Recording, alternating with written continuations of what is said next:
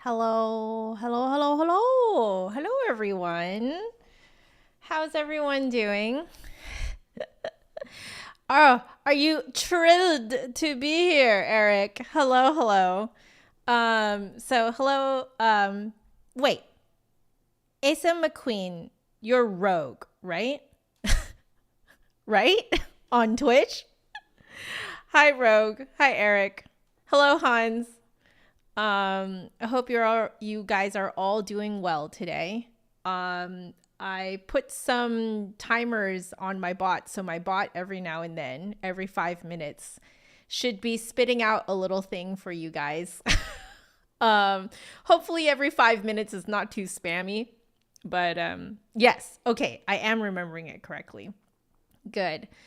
So, how is life, everyone? I'm here. I'm a few minutes late, but I was setting up timers and stuff because I realized that in the last couple of days that I've been doing my private practice sessions streamed live to you guys, but in order to just keep things relatively quiet for me, I've made the chat member only. So if you want to sip coffee and tea in the chat while I practice or ask each other questions and stuff like that while I practice, I do ask that you guys have to be members in order to do so. And that really is just to quiet things down for me while I practice. But you guys seem to really like those raw and unfiltered practice sessions.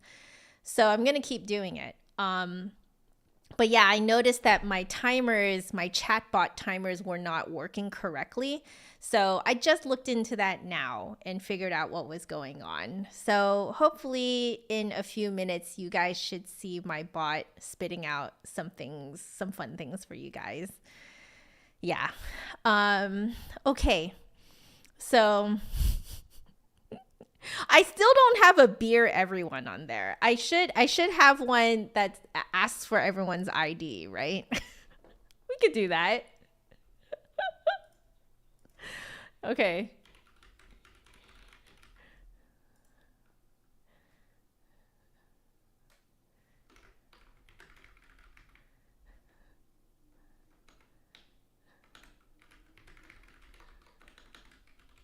Okay, there. I made a pretty cute one. There. Beer everyone should work now.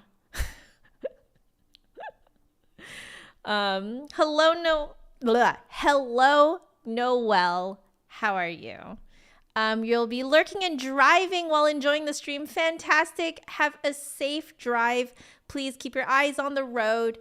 Your safety is number one and most important because these streams, especially this one, because this one will be public forever, you can catch it anytime you want. So I'm very happy to be streaming on here more.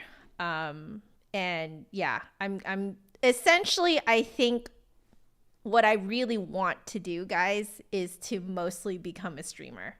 I want to mostly stream, at least for my content creation. I still want to teach, but I really want to be more of a streamer.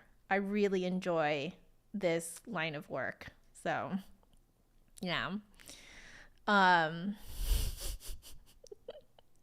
Let's see. So Hans, life is good. You had one practice live stream so far. Great. How did that go?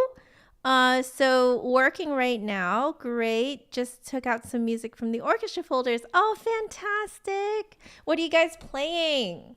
And this is actually a great segue to ask you guys, what do you think of Scheherazade? I got to listen to it like twice, I would say. Twice in full. And then I think I started listening to it a third time. It's really long. So, but I did watch the version that someone mentioned. Was it Noelle? Noelle, was it you who mentioned there's a recording of it on YouTube? And I think you mentioned that it's the conductor who looks like Santa. And so I found that one, and oh my gosh, I love this recording. So let me just pop it in the chat for you guys. I'm not going to put it up on screen because, copyright stuff, but I'll pop it in the chat for you guys to, kind of follow along.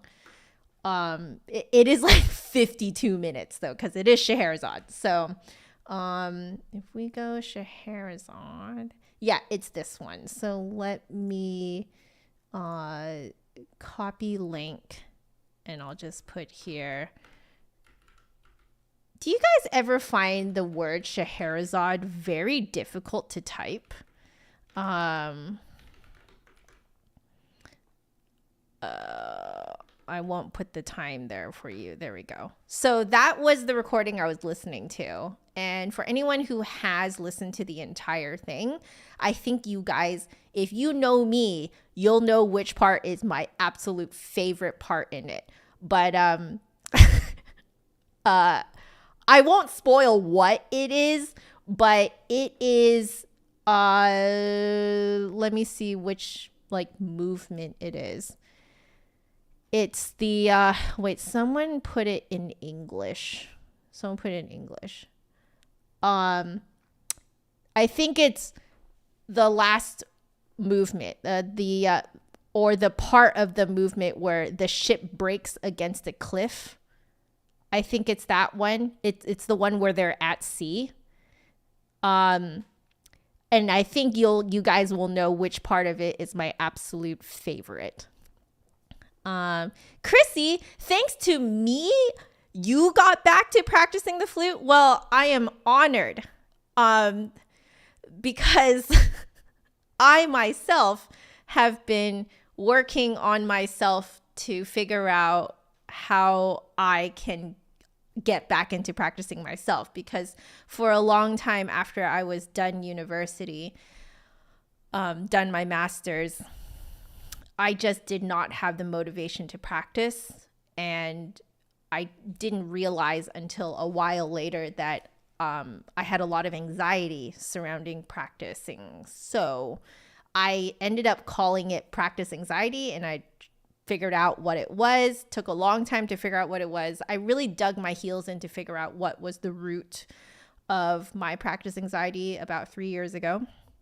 And that's why I've been hiding on Twitch with my practice streams. I've actually been streaming practicing for 3 years on Twitch. It's just that not a lot of people know about it, because a lot of people here on YouTube don't really double dip in Twitch and YouTube.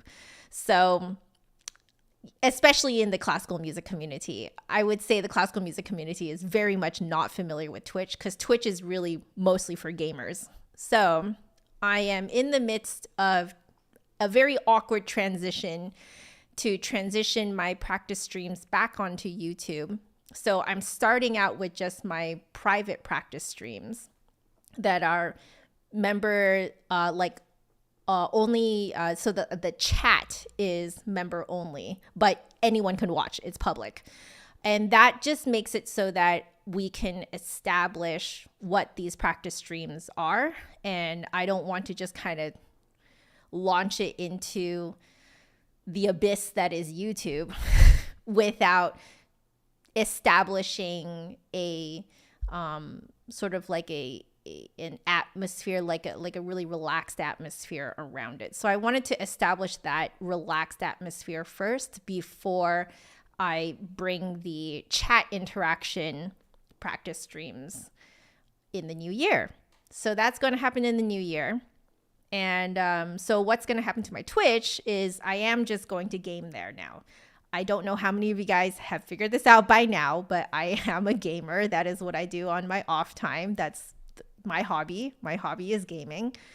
And, you know, John and I, my husband and I, have been thinking that it would be so fun to stream randomly to, you know, just whenever, not planned or anything, but we just stream whatever we want. And, you know, so John will probably actually appear more so in the gaming streams, because that's where we really spend our time together. So I was actually thinking of transitioning my Twitch back into actual gaming stuff, which is what Twitch is good for, and then moving my practice streams back to YouTube. So we're in the middle of that transition right now, which is why my chat interaction practice streams are still on Twitch, but my private practice streams are now on YouTube. Or that is, they never were on Twitch. It is on YouTube. And yeah, so that's really exciting. Really, really exciting. Let's see. Ooh, Handel's Messiah. I guess it is getting to that time of year, eh, Hans? Handel's Messiah is your classic Christmas oratorio. That is right. Hey, Einstein, how are you doing? Oh, was it not you, Noel? Oh, who was it then? I need to go back to the stream and see who it was that suggested this particular recording of Scheherazade. But you guys should really listen to this too. Or at the very least, skip to the part like in the last movement somewhere where they're out at sea. I think it's some sort of battle is going on or something. Of course, I would like the battle theme. But I think it's some sort of battle or something going on. And you guys will know what exactly it is that I love about this recording. Hello, Pick Player. How are you doing? Hello. So Chrissy, during university, you're doing a chemistry degree. You just had no energy left for flute playing, but you still love music. I feel you. I did music for my degree and I had no energy. It took a long time to figure out where my anxiety was coming from with practice anxiety. I'm not saying you have practice anxiety. I'm just saying that I did, and that's why I didn't practice. And took me a long time to figure out that I had practice anxiety. Took me a long time to figure out what the practice anxiety was, where it was coming from. And then it took me a long time to actually deal with it. But we're at a place now where I'm so happy to practice now. I'm very happy. I'm very, excited to come here and, practice for you guys. Hey, Nino, how are you? You went to Montreal and you took a look at McGill. Oh my gosh. And you had a lesson with one of the profs and you really clicked. Oh, that is lovely. Congratulations. I hope I'm guessing you want to go to McGill. So I hope that whole process goes really smoothly. What do I mean by practice anxiety? So I had anxiety about practicing. It got to the point where I couldn't even open my flute case. Like, doing this would give me paralyzing anxiety to the point that I just could not do it, and I would just zip it back up and just do something else. Just full on paralysis. Couldn't. Like, the only thing that would actually make me practice would be if I had a little lick that I had to get right in orchestra or something like that. So yeah, it took me a long time to figure out that something was wrong, that one should not feel that way. Because you just kind of keep going through life and you don't exactly realize that something is wrong, And then it just kind of occurred to me one day that,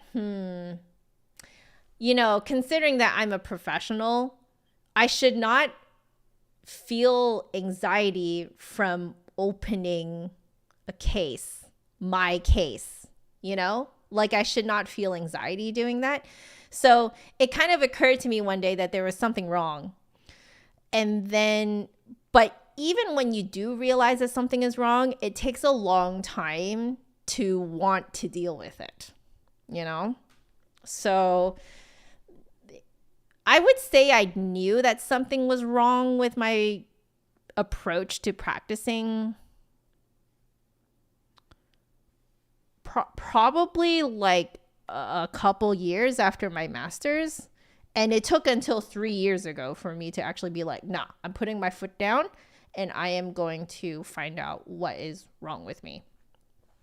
So, you know, that's how I ended up hiding on Twitch. I originally was thinking of doing it here on YouTube, but I kept getting copyright, you know, dinged like crazy. It's calmed down now, which is why I want to come back. So, well, one of the reasons why. The main reason why I want to come back was because I did actually figure out what was up with me, and I'm now at a place where I'm very comfortable practicing and I'm very excited to practice. So I wanted to share that with you guys, you know, because I have always wanted to see real professionals practicing raw, unfiltered. Like, I want to see what they actually are like in the practice room, because you know how you like never actually see what a professional looks and sounds like and what they do behind closed doors in a practice room. That's what I wanted to see. That's what I've always wanted to see. No one does it for good reason, okay? I know I'm the crazy one, okay? For good reason, people do not do that. But I've always wanted to see it. So I was like, well, if I don't get to see other people do it, then I'm just going to do it. You know? Yeah. Okay, fine is similar. You double majored with 1 degree being music and you really struggled to play your instrument after everything else. Oh, yeah, especially after hours of music lectures. Yeah, you just get so drained. You really do. I feel you. Nino, Miguel and UT are your top 2 right now. They are both very good schools. You're not going to go wrong picking either of them. So just honestly, if both accept you, pick the one that you just click with the most, you know? Yeah. Oh, thank you, Pick Player. You spent a long time learning to play for fun again. Yes. I mean, I guess you could say me too, but I think for me, I sort of have a checklist of things that I want to conquer. And one of it was wanting to practice again. Like, I want to practice. Does that make sense? Yeah. Hey, John, how are you? Welcome. How are you doing? All right. So I think, if you guys don't mind, I would love to take a look at our sponsor, Hyperflute, at the next little chapters that we're going to look at today. Hopefully we don't go overtime again. I tend to go overtime because it's just so fun and interesting. But for those of you who don't know, the next 15 minutes is going to be sponsored by Hyperflute, by Alessandro Battici, the author of Hyperflute, also the maker of these wonderful rests, Woodify. So if you guys have heard of Woodify, this is the same guy. The same guy who made this wrote Hyperflute and is sponsoring the next 15 minutes of this stream. Fun! So let's take a look at what we're going to do today. Oh, by the way, I do have an affiliate link. I do have a code for you guys to get this book. This is a PDF. It's just a digital book, basically, with MP3s embedded in it, as I'm going to show you very soon. But yeah, I believe it's a 15% discount code. Let me just check my own info box. Yes. So it is a 15% discount code, limited time. It is limited to only the end of this month. And the code is HYPERJAF, HYPERJAF. Put that in your discount code when you purchase this book, thank you for your support. Some of that will go to me. I will make a commission out of it. So thank you very much. If you do decide to buy this book, which I do highly recommend if you are interested in extended flute techniques. So let's take a look at this. Timer starts now. Here we go. So let's see what's happening here. What time is it? Okay, so we will go for, yeah, okay, sounds good. All right, we are looking at air sounds today. That's going to be interesting. Let me just pop in my headphones. Okay, so the flute is an open wind instrument. The sound is produced by breaking the airstream on the edge of the tone hole. Yep.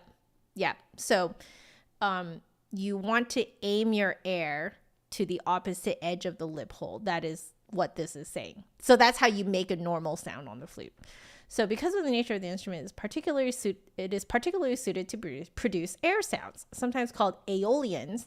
Air or wind sounds are produced by blowing inside the flute without the regular embouchure tension. Yes, so something like that. It is therefore possible to control very precisely the amount of air in the sound and gradually change it while playing. Air sounds are produced mainly in 4 ways. So the flute and lips in normal playing position, loose embouchure, producing a dark air sound. Flute in normal playing position, mouth wide open, tongue arched, as you would pronounce a very large and very sharp and loud chi. Oh yeah, that is kind of really weirdly arched. Resulting in a bright air sound. Oh, okay.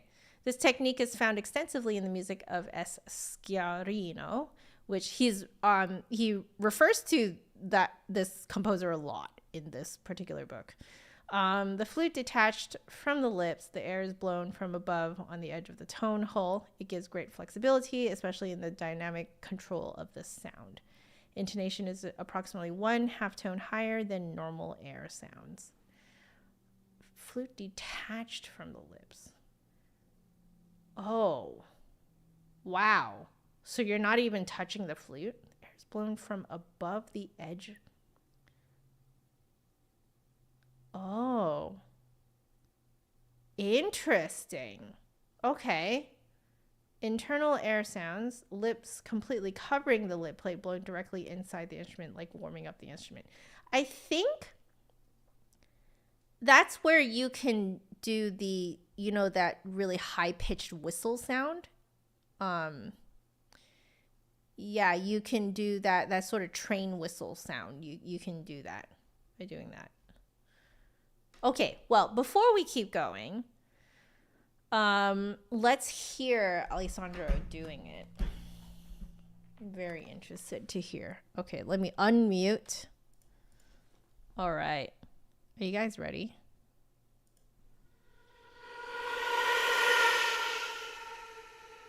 Oh, it sounds so creepy.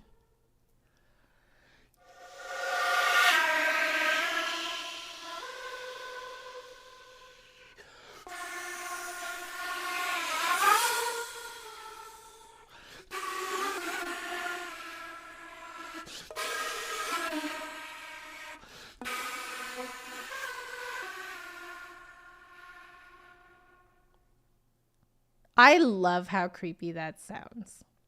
Let's see if I can do it.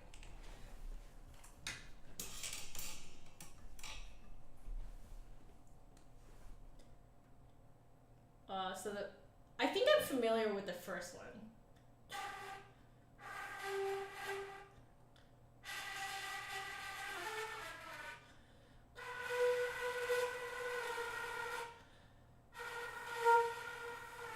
So you essentially don't want it to make the full sound, but you guys are probably hearing that some of my full sound is still coming through.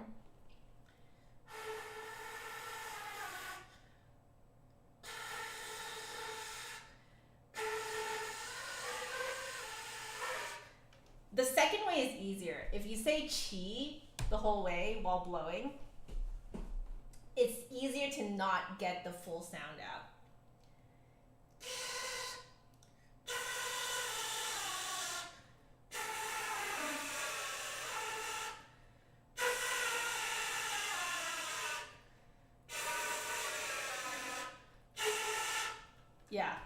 it's a lot easier to get that sound out. Huh, cool. I'm wanting to try the flute detached from the lips, air blown from above on the edge of the tone hole.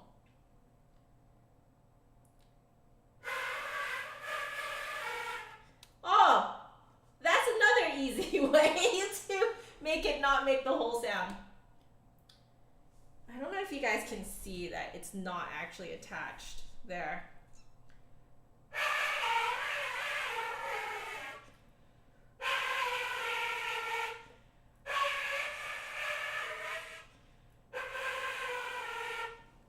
That's really cool.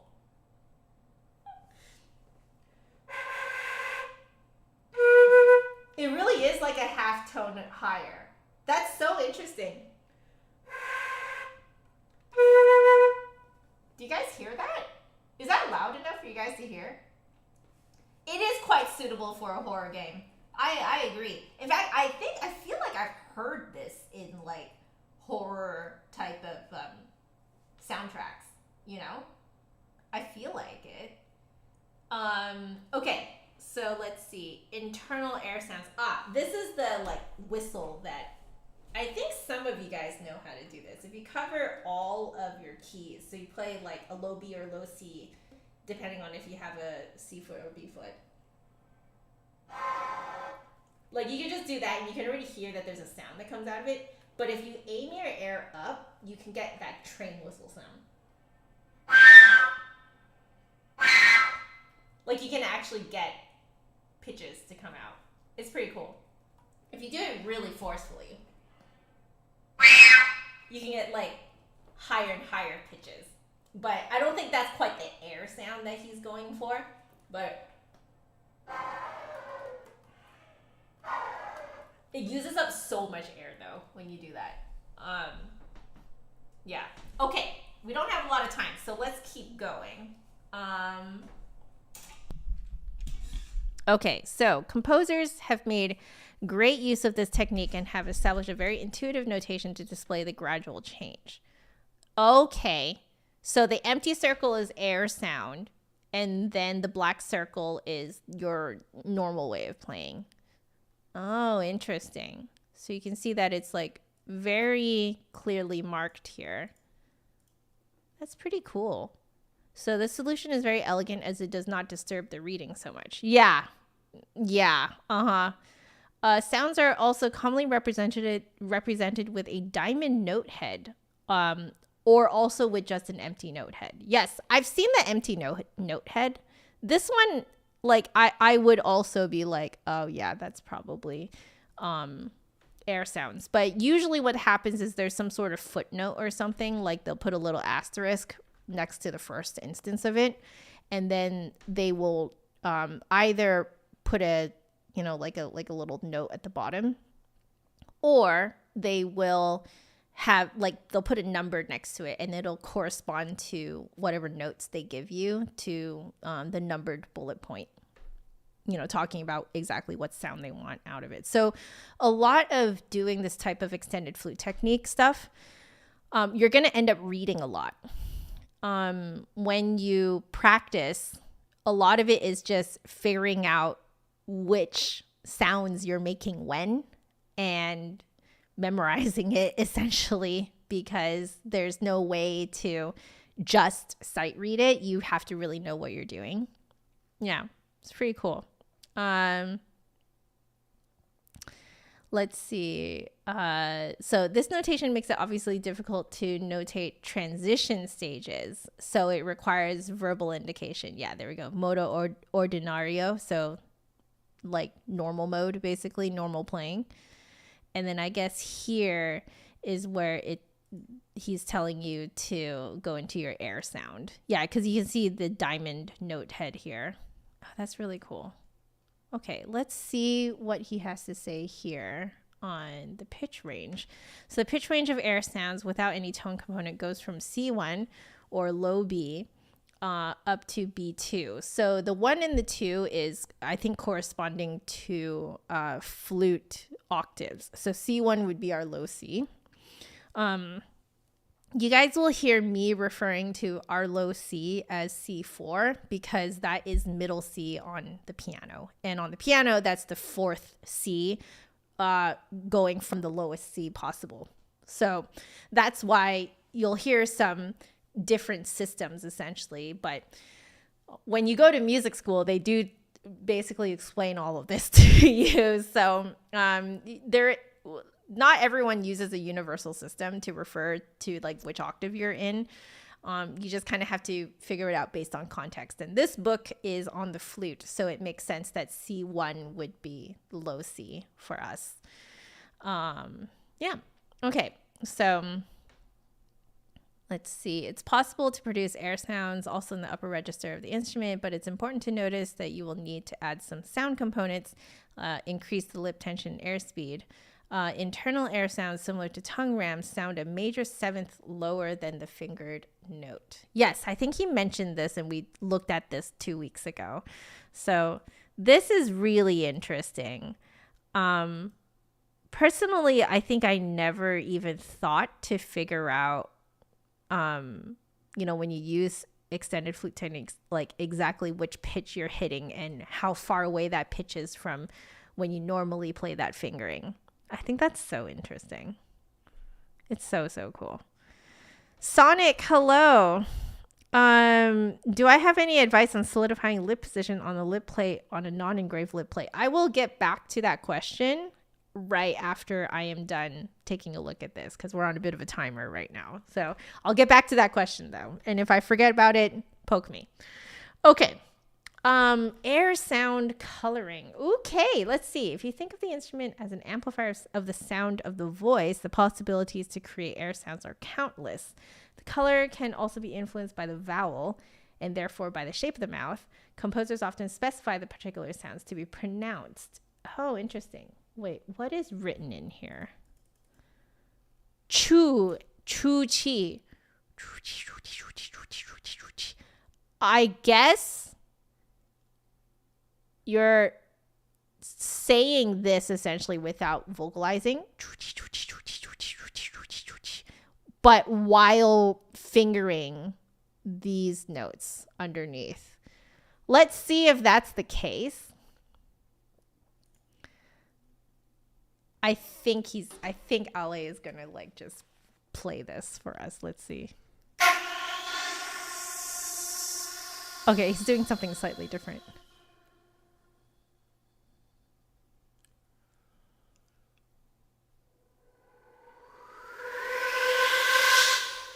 Yeah, he's really using different vowels.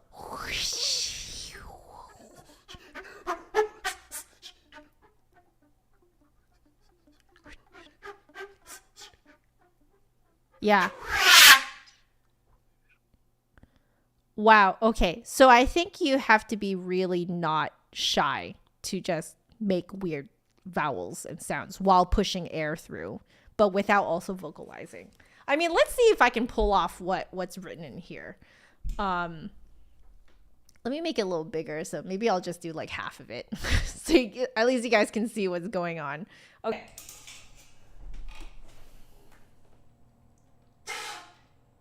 So the fingers are going. Okay.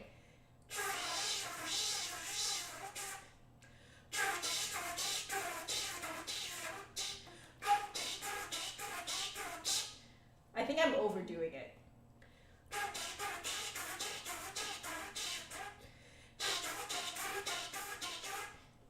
That's so creepy sounding.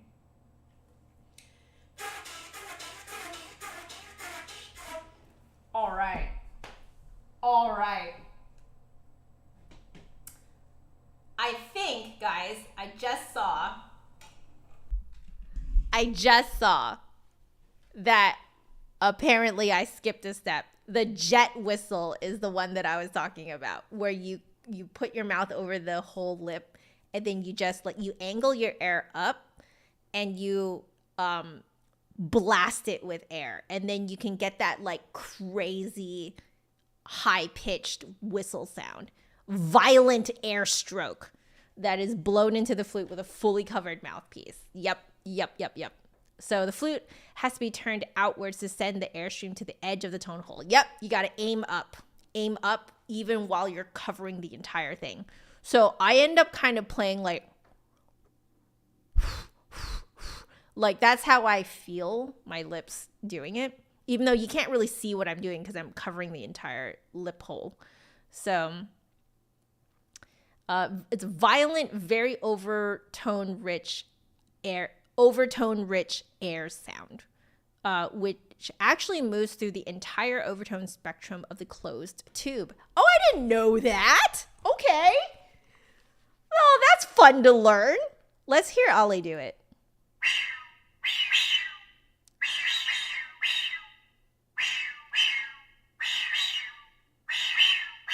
You can hear the overtones in his.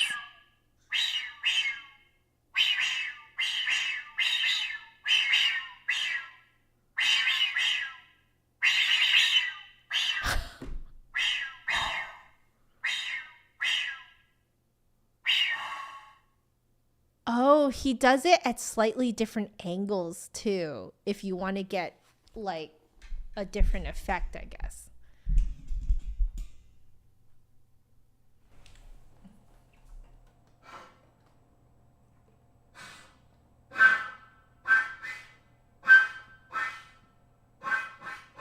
You know, he's right. If you want to get the jet whistles that are not quite so violent, you need to angle your lip hole more like upwards and outwards.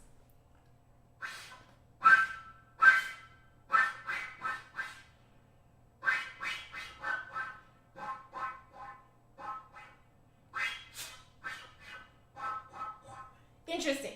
If you angle it higher, you get higher harmonics. If you angle it lower, you get lower harmonics. So if you do it really violently low, that's where you get like that really high pitched, like loud sound. You know, now that I listen to it, it is actually all of the harmonics going at the same time.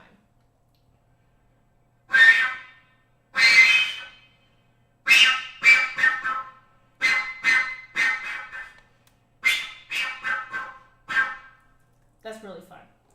Oh, that's so fun. I love it. Let's see. So jet whistles are notated using diamond heads as well as graphic indication. So this like upward and downwards arrow. Let me just blow that up so you guys can see what that looks like. That's so interesting. Huh. All right. Internal air sounds. I think I am over time already. We are so good at this. Okay. So when speaking of internal air sounds, it is possible to produce both inhaled and exhale. Oh, inhale and exhale.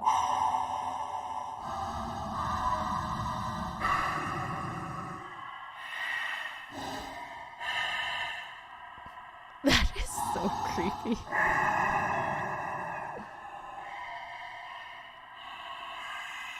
And it keeps going because you're inhaling and exhaling.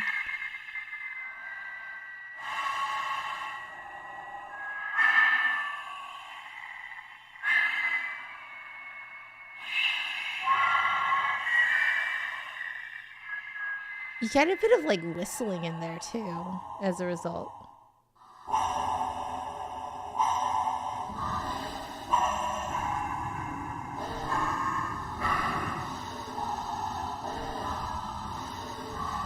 It almost sounds like a commotion happening really far away. Yeah, it really is like demon sounds. Yo, that was so creepy. If I did something similar.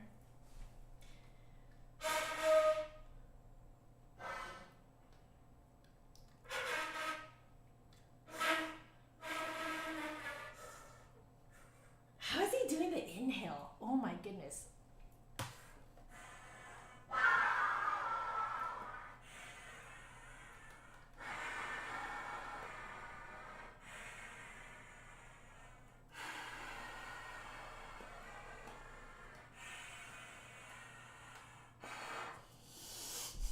Are you practicing? Nope, just summoning a demon. Oh my gosh. Okay, let's just very quickly go over some harmonics. Let's see how long this section is. Right? Oh my gosh. It's quite long. Ooh, okay. We're just going to spend a tiny bit of time. Let's see. So, harmonics. This is what I do all the time. I actually go up to this note. I have not actually tried going up to this one. That's interesting. So, yeah. So they're talking about essentially you overblow and if you overblow, you get these harmonics while fingering a low C. And then let's see. Yep, overblowing. So each fingering can be overblown. Harmonics have a so much glassier sound than normal tones. There's also a difference in intonations, as harmonics are usually flatter than normal tones with original fingerings. Yep. Harmonics can therefore be used when playing very loud tutti parts in an ensemble or in an orchestra to help make tuning with other instruments easier. Fun fact of the day. Okay, so yep, these are how harmonics are notated. So you have a diamond-shaped note underneath that essentially shows you what note you are playing a harmonic of, and therefore that is the note that you are fingering. The pitch above it that is written in the normal note is the sounding pitch. So you want to overblow this fingering down here such that you get the higher note. So very cool stuff. Let's see, overblowing. This is like going as long as possible in one breath. So I think what they're saying is they want you to go up and down while fluttering, apparently. These are fluttering marks. Ooh. Let's see. Oh my goodness. Different numbers refer to particular overblow range based on the partials. So 1, 2, 3. Oh, interesting. So, sometimes they just notate it with 1, 2, and 3, which is overblow generally to these partials above. Like, this is 1 and 2 partials above. This is 2 and 3 partials above. Partials is the overtone, and this is 3 and 4 partials. And so here, I'll blow it up for you guys to see. They're actually telling you not only are you going from like air sounds to like, slightly more normal sound, you're also overblowing, and they're telling you to overblow pretty hard because they're telling you to overblow up to 3 essentially, which means that you're overblowing like at least that much higher than the notes that you are playing, like the fingering, that is. That's so interesting. All right, moving on. Let's see, overtone clusters. One of the most energy demanding flute techniques. By blowing very violently inside the flute, it's possible to play multiple harmonics of one fundamental sound simultaneously. Oh no. Yeah, that's pretty energy demanding. The higher the air pressure, the higher the harmonics that appear. It is useful to turn the flute somewhat outwards to make it easier for the harmonics to appear. True dat. The fundamental is specified with diamond head. Yep. Okay, so essentially, this is the one that I want to hear him do. And then we really need to stop because I'm really over time.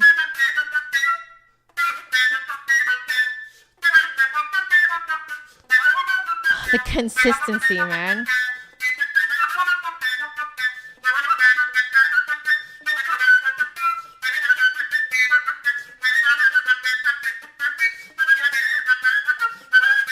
Hi, Michael. Hi, Adam. That is so cool. Oh, man. Oh, wow. Okay. Shadow clusters. Yeah, we have to keep looking here. So overtone clusters require a considerable amount of air relatively wide lip gap. So that the fundamental note, so the lip gap needs to be produced by pressing the lips tightly. Oh, how does this sound? Oh, it's like very tight sounding.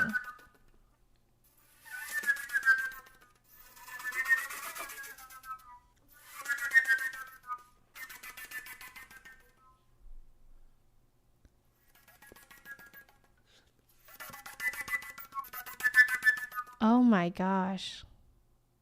Hey, Jaden. Hey, Jane. You want to test these sounds now, but it's almost midnight, so it could be a bad idea.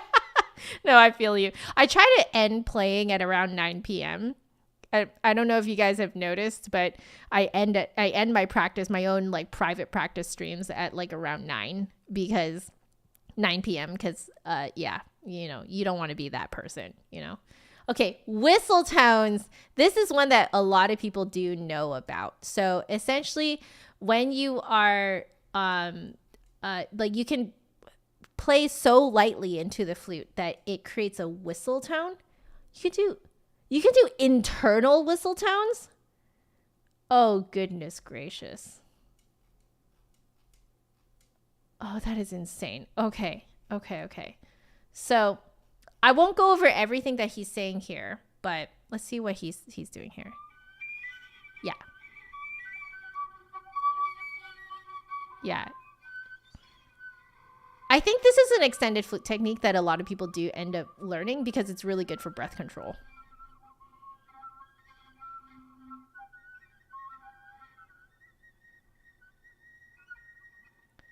And I did actually learn from you guys, from one of you guys told me to try doing harmonics on whistle tones, which I think he's doing a little bit of that right now.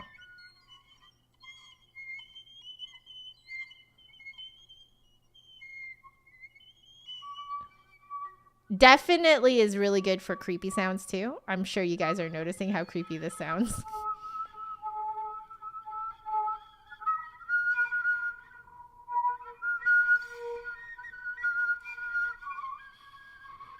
Sounds so creepy.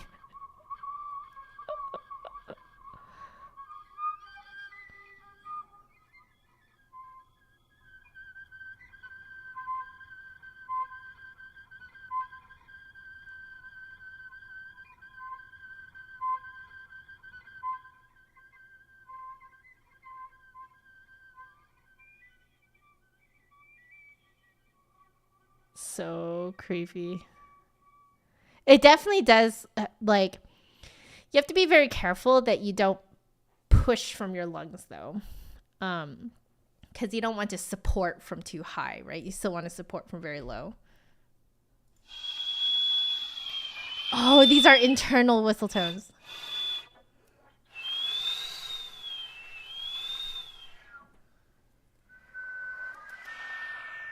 This is so cool.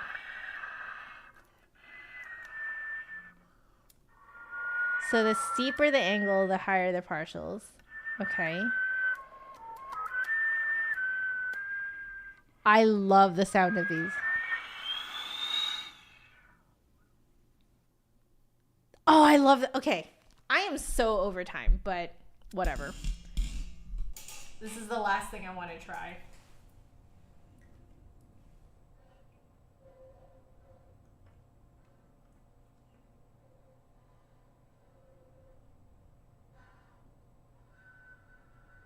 Okay, I'm starting to get it.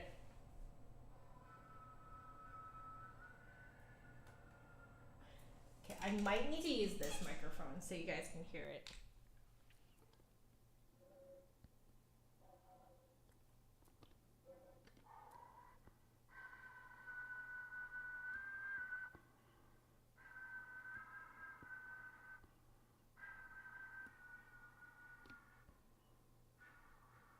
Can you guys even hear that?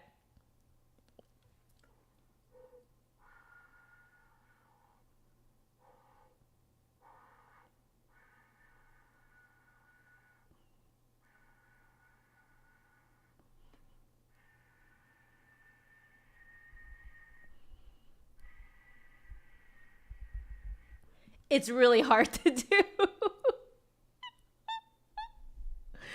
Oh man, that is hard to do. But that is very cool. Okay, we are way over time. So we will need to pick up from glissando next week. Let's move back to our original scene here. So thank you again to Ale for sponsoring that portion of the stream. It was so fun to do. And I apparently just get completely carried away doing this. I just cannot keep it to 15 minutes, apparently. Okay. As promised, Sonic, you were asking about, like, solidifying lip position on the lip plate on a non-engraved lip plate. So you have a few options, actually. You can actually get those lip stickers, the lip plate stickers. They, I think, have another use, which is if someone has like a silver or nickel allergy, they will use these lip plate stickers to so that they don't have direct contact with the metal. But it also does give you quite a bit of extra friction. So the other thing that I can think of, and is actually something that I was working on yesterday during my private practice stream, was to make sure that your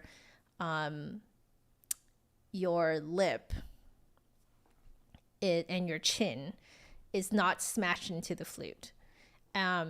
Easier said than done, because we don't necessarily realize exactly when we smash the flute into our chin. I literally just discovered yesterday that I was smashing the flute into my chin every single time I was trying to aim into the lower notes. Every time I'm like starting to dig into the lower notes, I would just automatically smash the flute into my chin, and I didn't actually feel it until yesterday. And the reason why I felt it was because I was looking at my OBS, which is essentially my OBS is my open broadcast software. It's the software that I use to live stream. And so I can see what you guys are seeing live on my end too. And I was using it as my mirror. And before I felt it, I actually saw it happening. So I actually saw myself smashing the flute into my chin, even though I didn't feel like I was. So that is your other tip, is if it is smashing your flute into your chin without realizing it, a good way to figure out if you're even doing that in the first place is to either practice in front of a mirror or record yourself. So yeah, if any of you have seen my practice stream from yesterday, you can kind of see me very intently looking in one direction, and that one direction was, I was looking at myself and I was looking at my embouchure. So that's what I can think of off the top of my head. Granted, I don't have all of the information of what exactly it is that you're working with right now. So there may be some things that I think only an in-person teacher, or at least a teacher who's working with you individually, will, like, I think only a person who's actually working with you, there are some things that only that person can answer. But that's what I can think of off the top of my head. So you can start from there and see what you discover. Maybe none of anything I just said even applies to you, but at least you can start from there and keep figuring out what might be happening. So, yeah. I think someone asked me if, Adam, you asked if it's possible to DM me asking for flute advice. I actually would prefer if you emailed me, if you wanted to get direct messaging from me. So just head on over to my website, go to the contact page and fill out the contact form there. It's a little Google form. Just for my own mental health, I don't really check my social media. And it's not because I don't necessarily want to, but it's because I feel greatly pressured to be like everyone else, which I don't want to be. So yeah, it's just not very good for my mental health to constantly be on social media. And because I'm not on social media all the time, it makes it nigh impossible for me to see people's DMs. So yeah.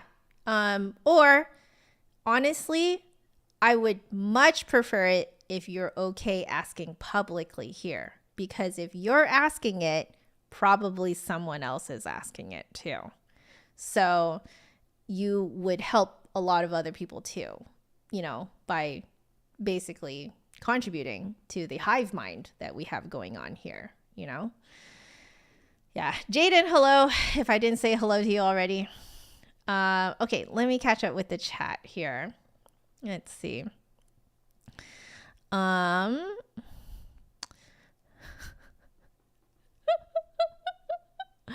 Oh, Rogue, you funny. Yeah, so you're trying to figure out embouchure and position. You're clarinetist by major. Okay. So something to keep in mind for when you're blowing into the flute, there's nothing to lean on, right?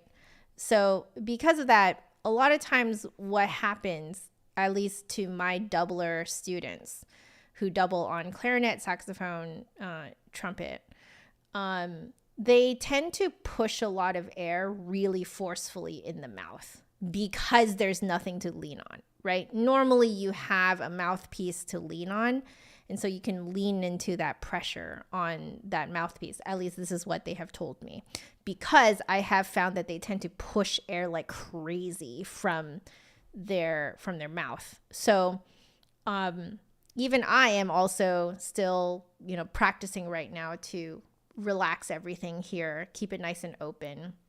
You want to think of your mouth more as a resonant chamber rather than where you're pushing the air from. You're pushing the air from your support, which is as low as like basically your pelvis. So yoga breathing essentially is what you're doing. So yeah.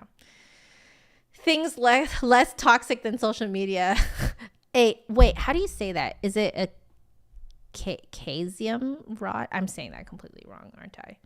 But yeah. You used to use way too much air. You played third voice clarinet. Yeah. Way more needed than for a flute. Exactly. Yeah. So like on a flute, because you have nothing to lean against, you actually don't need to push as much air, if that makes sense. Oh, Ghost, you want to make tea for the bot? If you want to do that, you can. I actually made a special thing for cesium. Got it. Thank you. Ghost, if you want to make a tea for the bot, put exclamation mark T bot. I think it's exclamation mark T bot. Let me see. Yeah. Just one word, T bot. Exclamation mark T bot, and then you can make a tea for my bot if you want to. Unfortunately, my bot is not recognized by the bot itself that it is part of the conversation, so it doesn't make a tea for itself, and I'm very sad about that. So I made a whole command just for one word, exclamation mark T bot, one word, and then you'll get it. Yeah, there you go. I think eventually my bot will respond. Yeah, there you go. It's happening. Beer bot? Okay, you know what? I'm going to make that.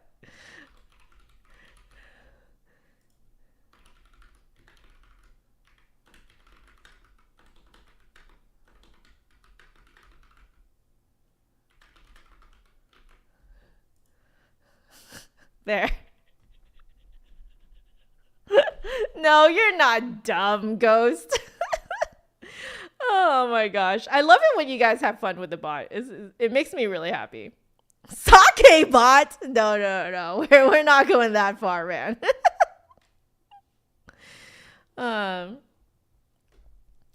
Chrissy, you're absolutely right. I guess where you feel the pushing from it is different between the flute and a reed instrument, you know. I would hesitate to say that you are like definitely making resistance with your lips, but it is true that you have to hold the embouchure position, you know, of your lips basically by itself, you know, like that part is true.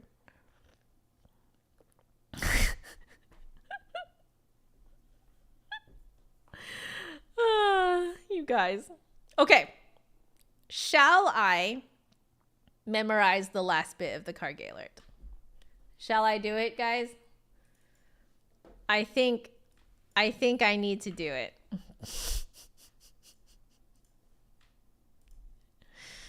Okay, here we go, guys. Back to this screen. And yeah, there we go. We got the sheet music open. Perfect. So, okay, so I have all of the bit that I have analyzed here ready to go.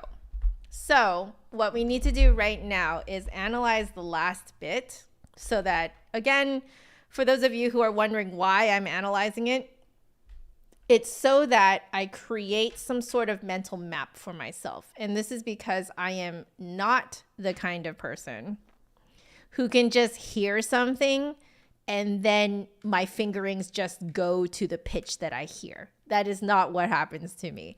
That does happen to me when I look at a written pitch. When I look at a written pitch, I don't even have to hear it in my head. My fingerings just go and they just do it.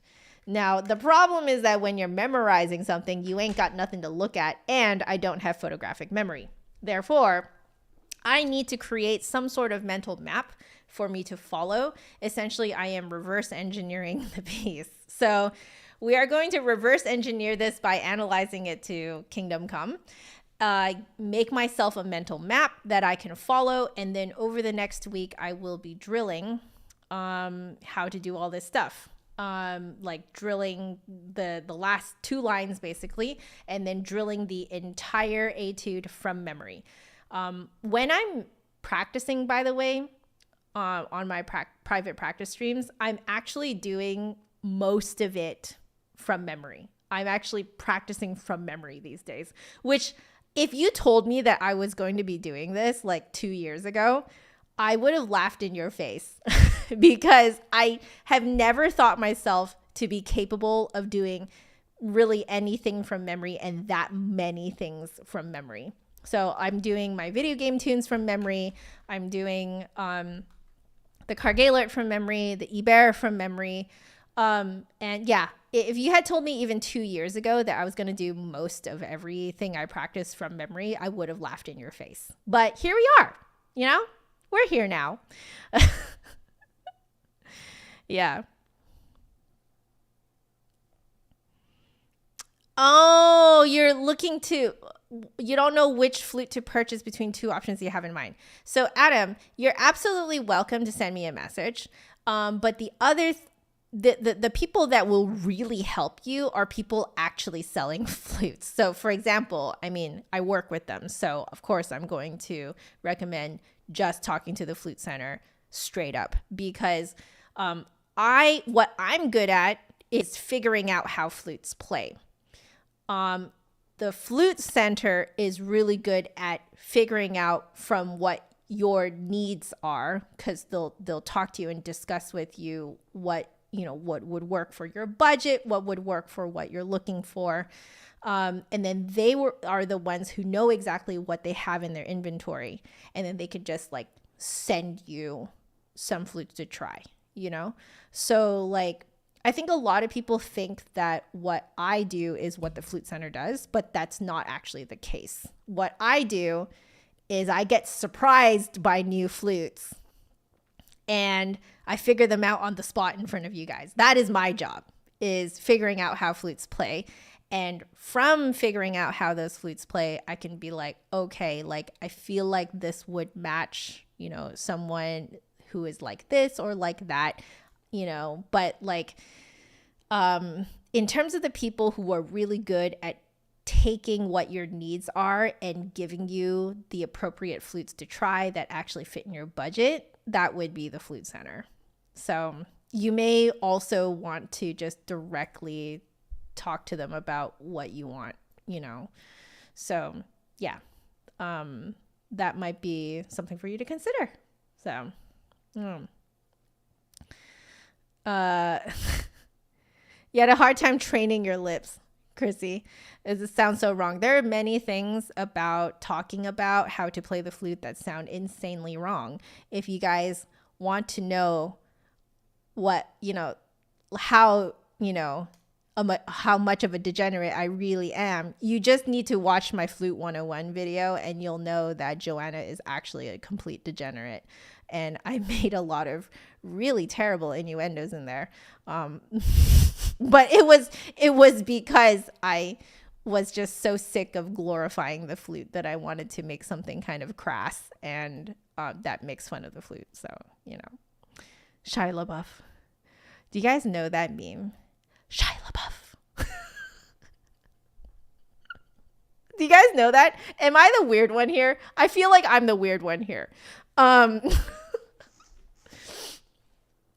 Let's see. Key signature looks like a rough time. Yeah. This is, I would say, loosely F sharp major, but it's like mostly not. Yeah, it's a good time. Thoughts on the winged head joints? Oh, they're nice. If you need something to direct your airstream more into the flute, like if you feel like most head joints, most lip plates, like when you play into it, it's just no matter what you do, every lip plate is just way too narrow for you. A winged lip plate, like a winged head joint, will essentially direct your air inward for you. So you don't have to force that kind of focus, which is really nice because then that allows you to play in a much more relaxed manner, which is fantastic. So to me, it's almost like an accessibility thing. It makes it so that people who have naturally very, very, very wide airstreams, that, it makes it easier for them to play the flute. So, Sonic, you are hilarious because, I had to actually allow your message to be shown because it was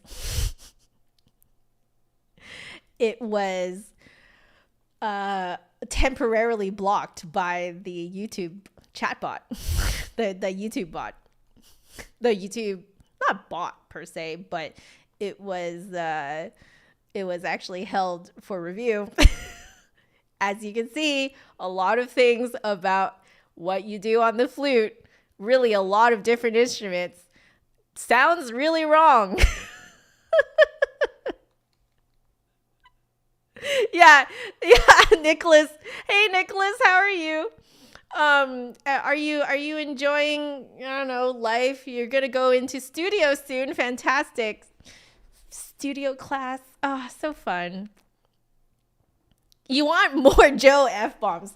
I still don't know which stream it was. Do you guys remember exactly which stream it was that I just accidentally dropped the F-bomb?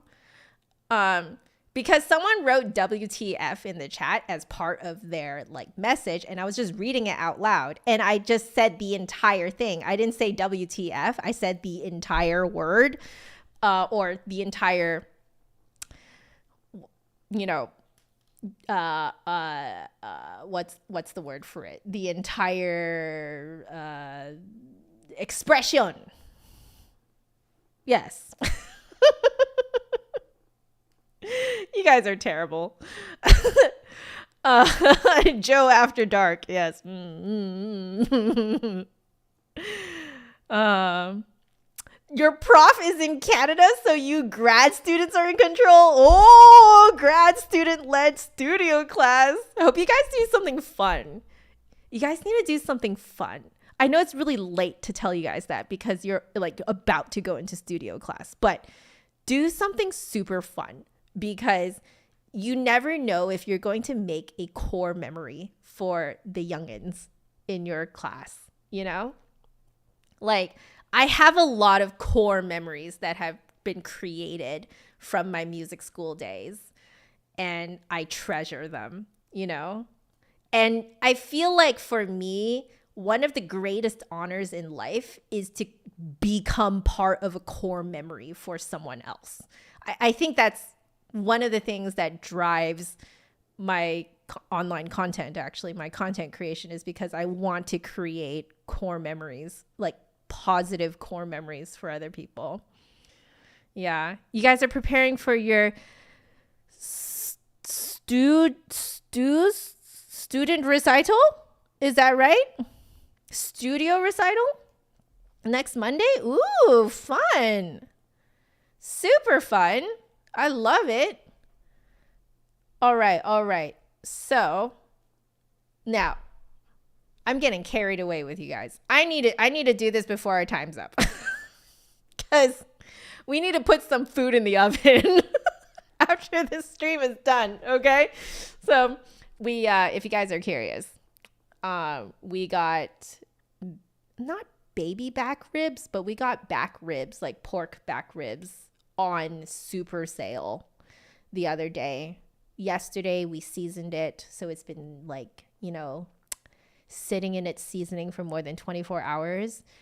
And then, wow, my chat thing did you guys see that just now? Like right here?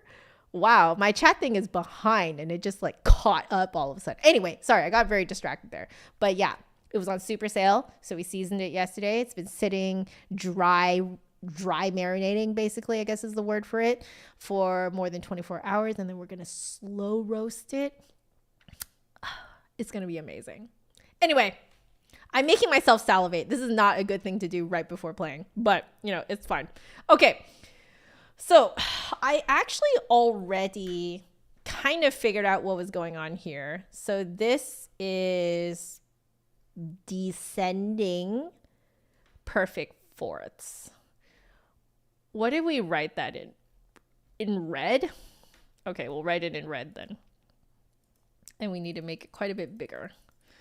Not that big. Okay, so this is perfect fourths here. Okay, perfect fourths going down.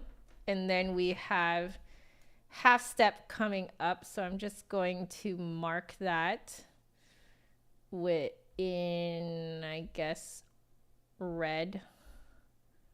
I'll make this a little thicker. So I'll know then that I have to, when I get down to low E, half step up. And it looks like these are a bunch of perfect fourths going up again. So let's put that in here. Perfect fourths ascending now. And then we come back down. So back down a perfect fourth. And then what is this? This is D sharp. We've done this chord before. What is this chord? Is it D sharp minor 7? It is. It's D sharp minor 7. So you guys will notice that this D sharp minor 7 keeps coming back. D sharp minor 7. Okay, D sharp minor 7. And then it does the B sharp diminished 7. It keeps doing that. It keeps doing that. It's which is also the same thing as this A diminished 7, is actually the same notes. Let me put in here that this is actually the same thing as B sharp diminished 7 from before. Yeah, so this keeps coming back. This D sharp minor 7 going into the B sharp or A. It's just a stack of minor thirds. It's a fully diminished 7th. So it's doing that here again, essentially. So we'll just call it that because it's written this way. Because if he wanted you to read it as an A diminished 7, he would go A, C, E flat. Oh, then how is this one? This one is not actually A diminished. It's actually D sharp diminished then. D sharp D major 7. Oh, okay. All right. All right. All right. All right. Yeah. And then looks like we are returning to our first theme. Bup, bup, bup, bup, bup, bup, bup, and then 1 octave higher. Okay. So back to main theme.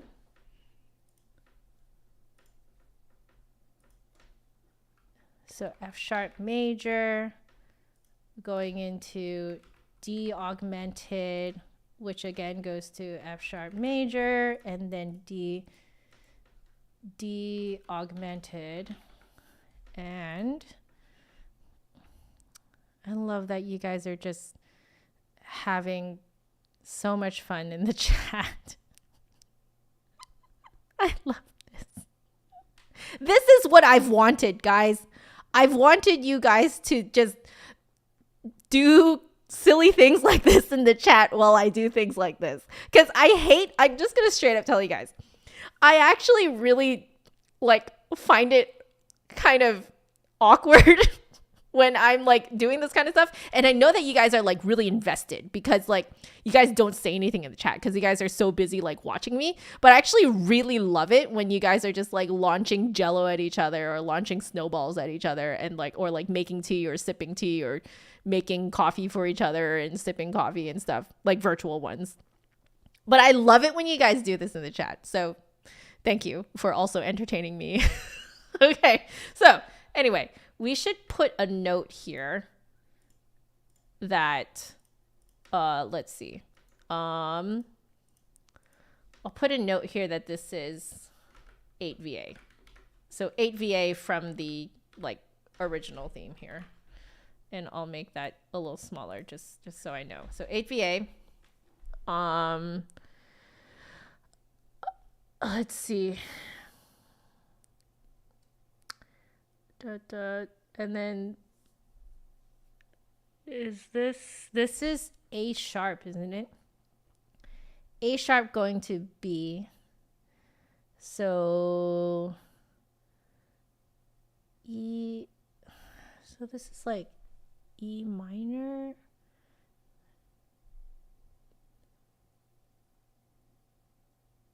Okay. The way I am reading this is, so this, I need to remember that this is a half step going from A sharp to B, going into E minor. So E minor triad. Then we have a lower neighbor note. So that's a lower neighbor note. And then it goes to A minor. No, A major, because that's an A sharp. A major. And then we again have a lower neighbor note, because that's a G sharp. And then so we're going down fifths, essentially. Oh, you know what? I'm an idiot. This is E major, because there's a G sharp in there. Okay, so we're going down circle of fifths. E, A, D, because there's an A sharp in here. So this is D major triad. And then we're going, this is C sharp. So we, C sharp, C sharp, C sharp. So we are essentially establishing the dominant. So these are, I'm just going to put that these are all C sharps, right? A, C, E, G, B, C sharp. Yep. Okay. Even I still have to count sometimes. So these are all C sharps. Let me actually move that a little bit. So we'll move this there.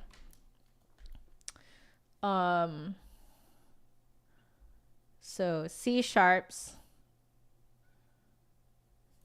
And then we're essentially like this chord here is actually just our root chord, which is F sharp major.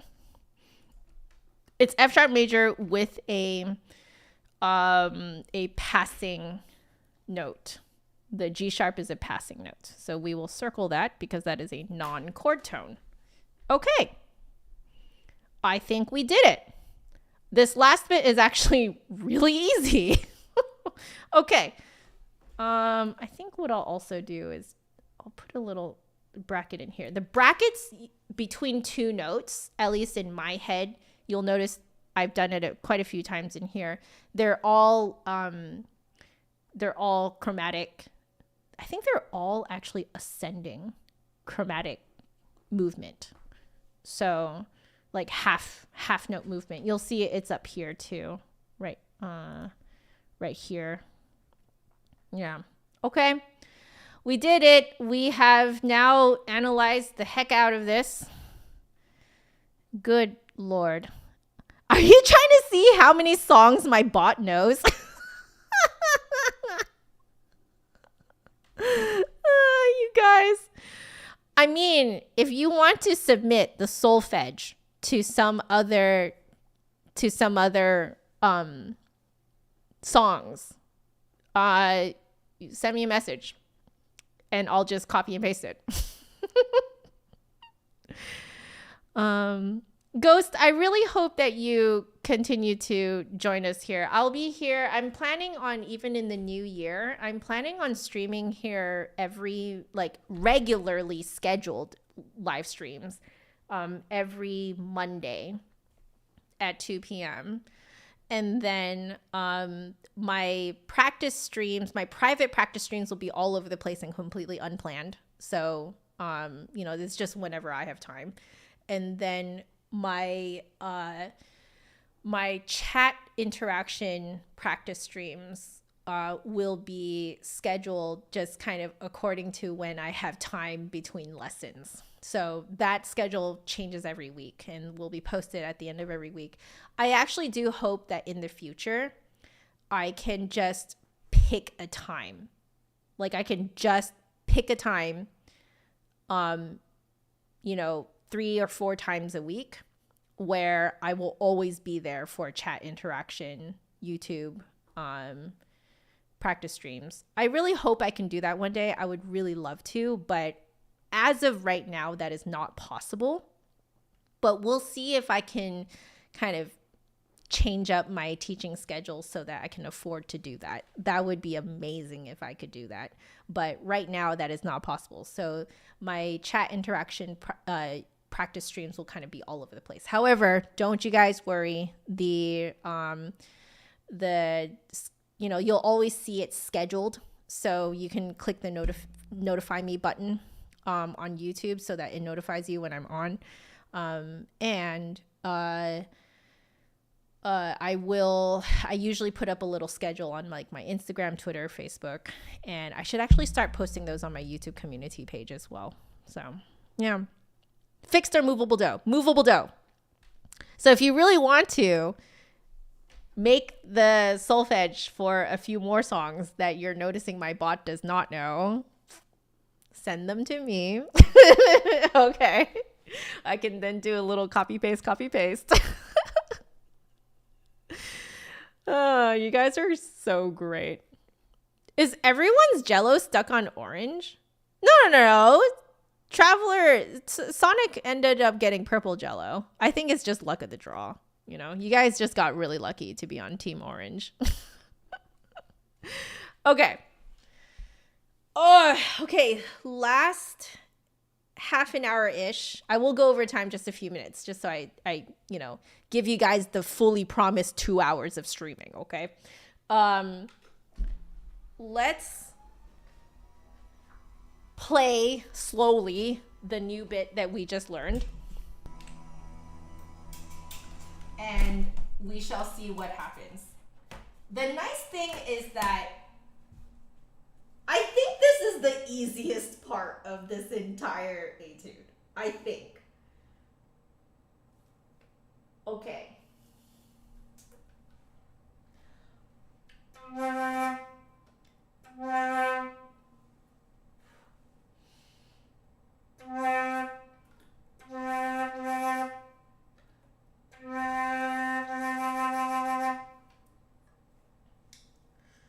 been smiling too much, guys. You guys make me smile so hard. I'm doing the smiley embouchure.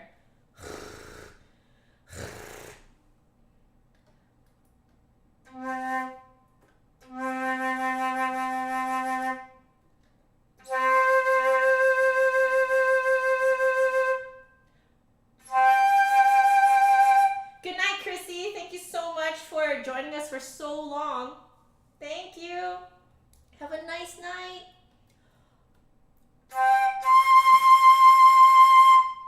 Oh, Sonic, you are also Adam. We got a few Adams in here.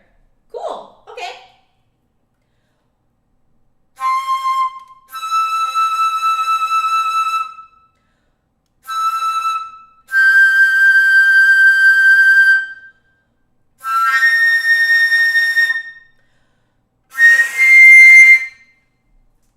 Carlandos, hello, welcome.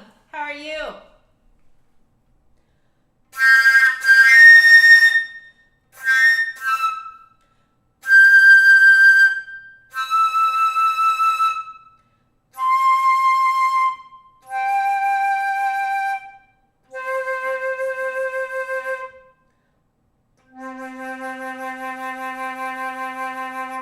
Okay, not bad. We'll take it. Okay, we're now going to practice from here to here. Y'all can't really see that too easily in all of this madness in here. Let me see if I can just, what's a nice bright color that will pop? I think orange. I'll make this like super insanely thick. So we are practicing from here to here. Okay, yeah, now you guys can see that at a glance. I'll erase that after, but here we go.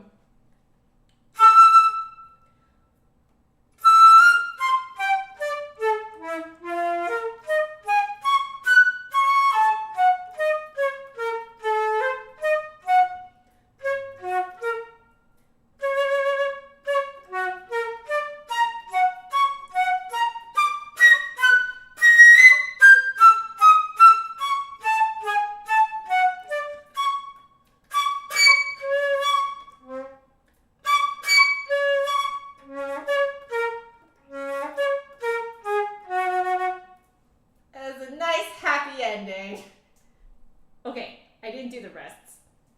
So.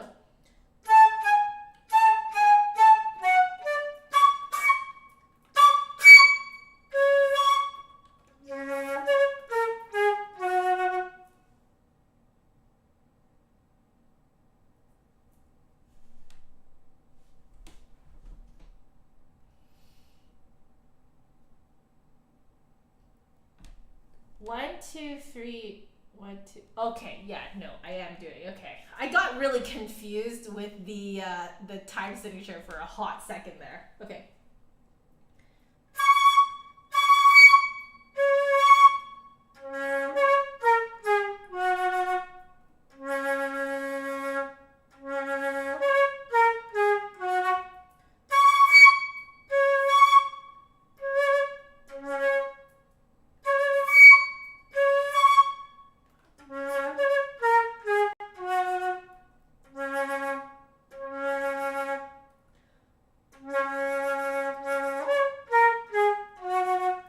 So that is going to be a challenge. I'll have to practice this week. That, like, keeping my embouchure the same through all those registers, or at least similar. Okay, one more time slow.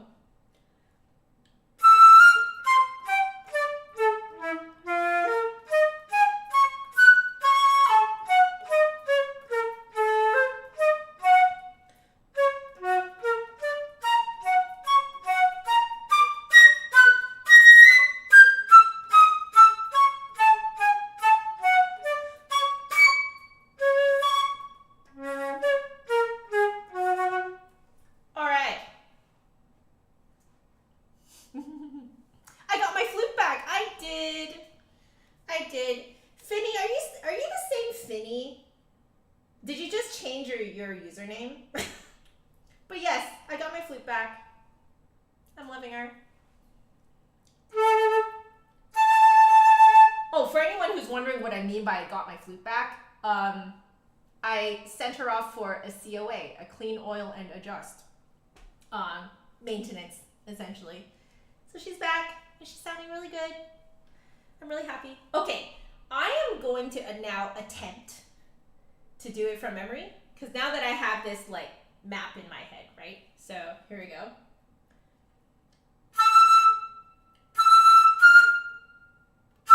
Okay.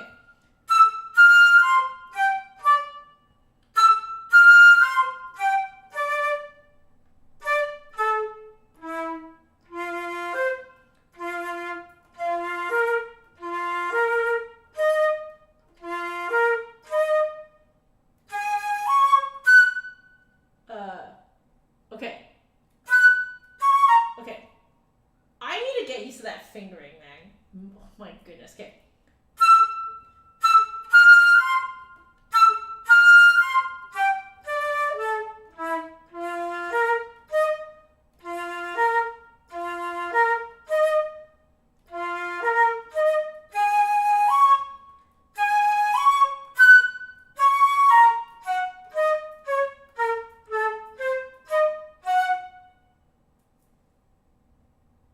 Okay, there's the slur at the beginning. Okay.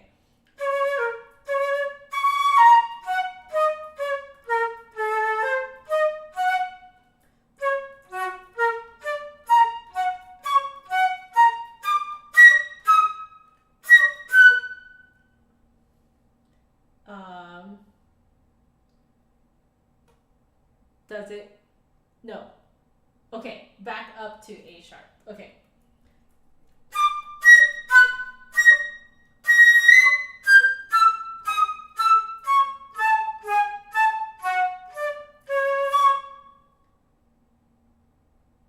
Oh, go up one octave. Okay.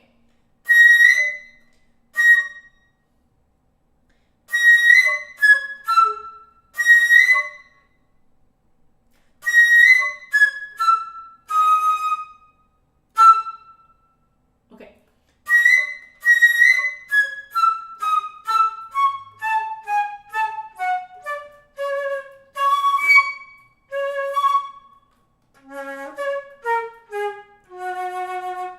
Okay. Again, without looking. I had to check a few times this time.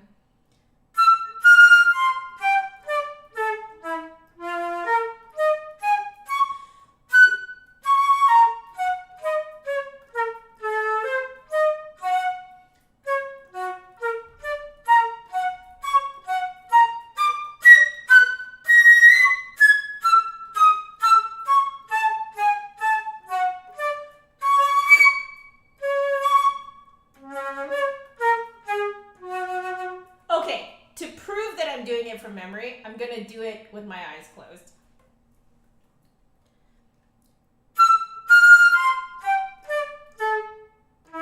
Yeah.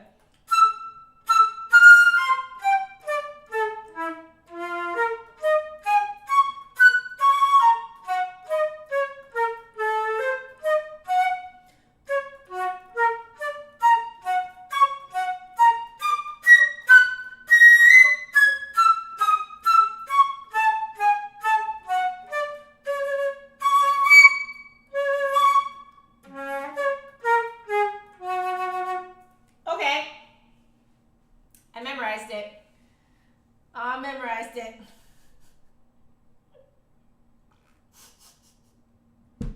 Don't finger it wrong.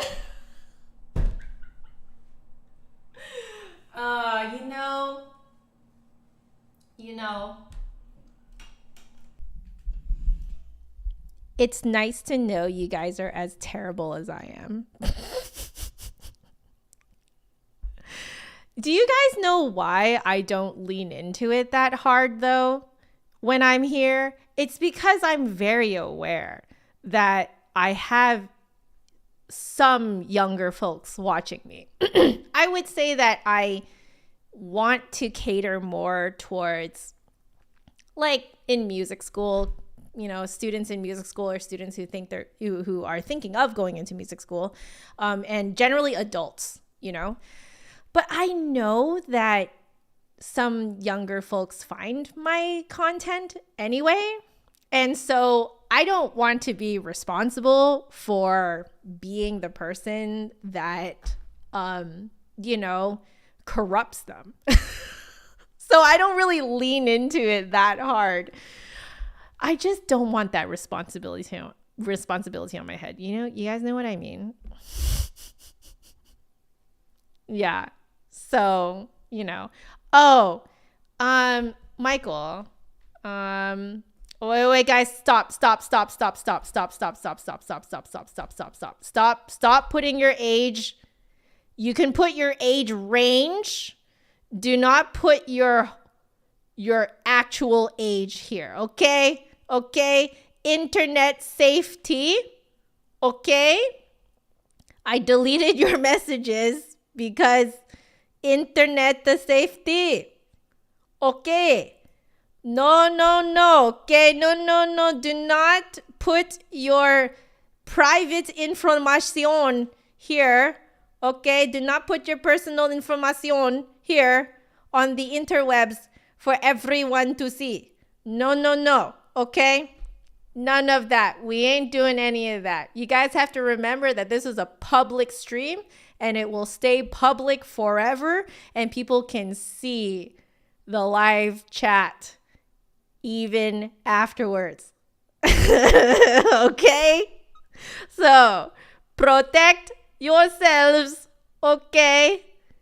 No. All right? No personal information. I know that in this day and age, it's very fuzzy. The border between what is personal information and what is not personal information is pretty darn fuzzy these days. But for me, it is your exact age, it is your exact location. So you can say what country you're from, or maybe very generic, oh, I'm on the west side of blah, blah, blah. You guys can say that if you want to, but no exact location.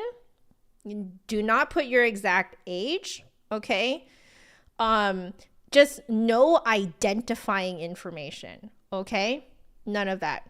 Don't do it, all right?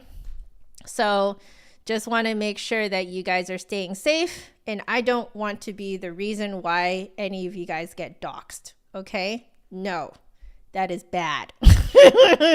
So I want to keep you guys safe too. Anyway, okay, so I've memorized this. I guess we'll keep going. I think now what I'm going to do is drill it a few more times, and then I'm going to try and get into it from earlier. So let's drill it a few more times.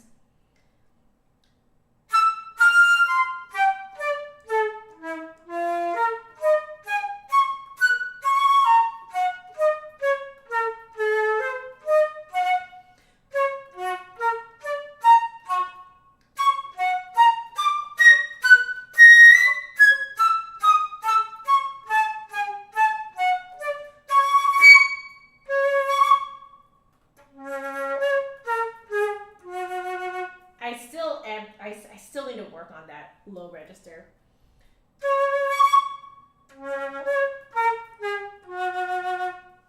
It sounds better when I do that, but I'm not as comfortable. So I'm still working on that. Okay. Again.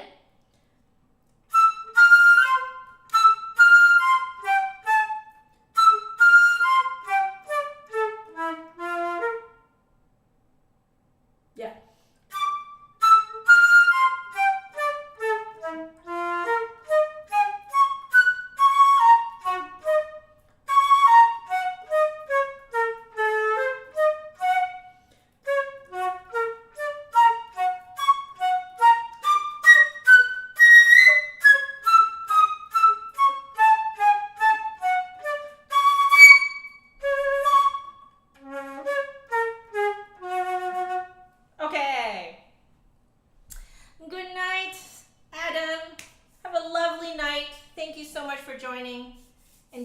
so long and providing me so much entertainment. I hope you have a lovely evening. I'm actually going to be excusing myself soon too. Okay, so by the way, I really hope there are more like musicians and flutists live streaming here sometime, because it would be really awesome if someone was live at the same time and then I could just redirect you guys, because I have that ability now. I can just straight up dump you guys in someone else's stream. This is something that you can do on Twitch, and I just found out some weeks ago that you can actually do it on YouTube now too. So I really want that to happen, but not a lot of musicians stream the way I do, or classical musicians. Not a lot of classical musicians stream the way I do. So I want more people to do it, because that'd be so fun. Anyway, okay, last time to drill, and then we're going to attach it with a phrase before it.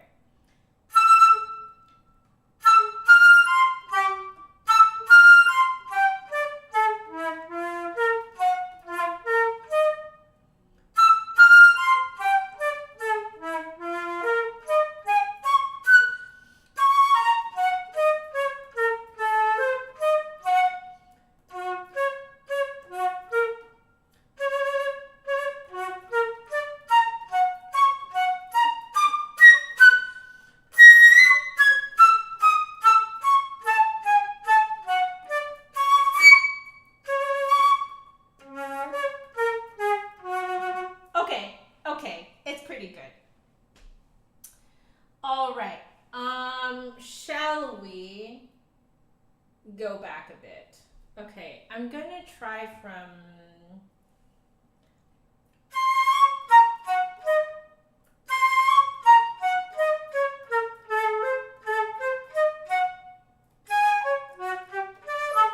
maybe that's too far.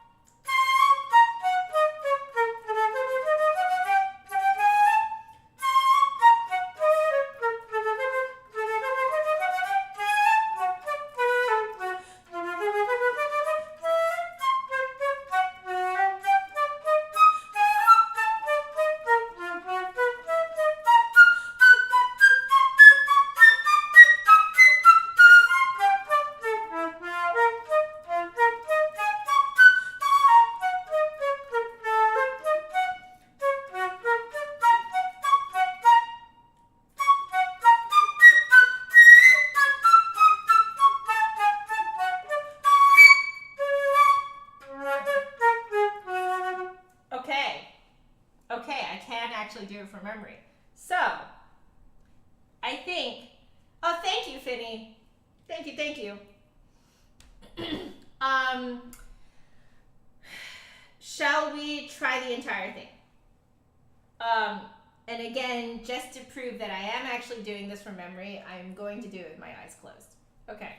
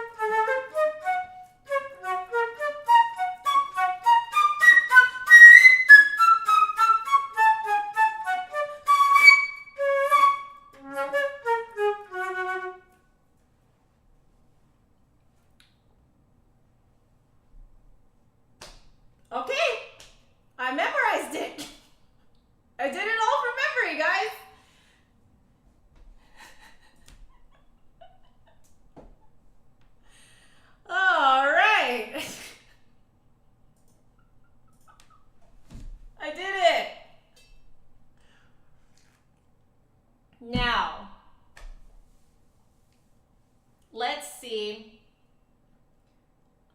Okay, I'm probably going to completely botch it when I do it right now because I actually need probably another week of drilling this to be able to do all of this fast. Because it does say velocissimo e frizzante, okay?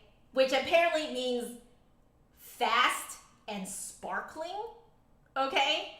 So, you know, I'm going a bit slow for that, but let's see. Thank you, Adam. So yeah, you guys asked me to memorize this, and I have delivered. Now I'm going to see if I can do it at speed. Okay.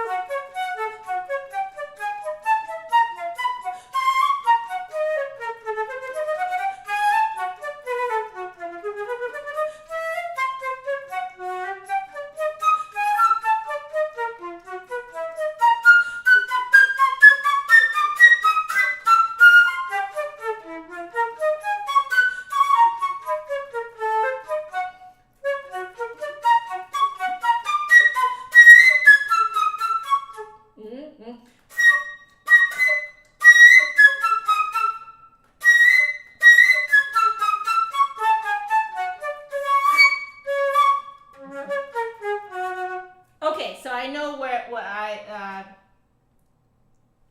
I need to be able to do this part fast. So I think I'm not used to that finger sequencing fast.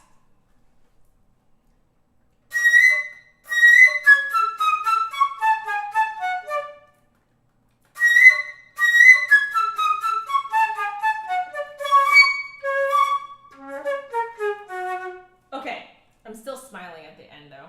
That's the other thing I need to work on. Okay. You know, pretty successful if you ask me. I think I'm gonna leave it there and clean up with you guys. So,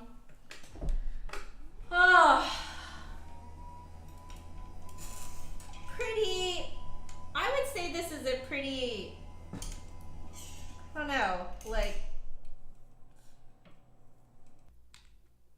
a pretty, what's the word?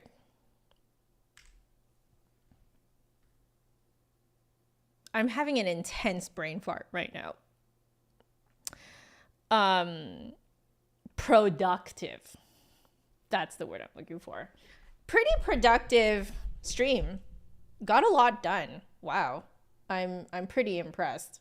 So, we got my work cut out for me though. So I know that there's that one bit that I need to practice, and then like my finger sequencing. And then at the very end, I need to make sure I need to train myself over this week to not change my embouchure as I go down.